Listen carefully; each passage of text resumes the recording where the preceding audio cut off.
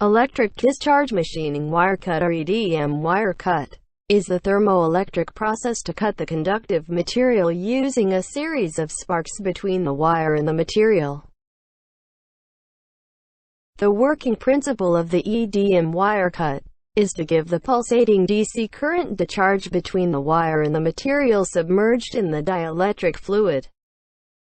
When the gap between the wire and the material is small enough, the sparks is produced, heated, eroded, and create a microcrater on the material surface.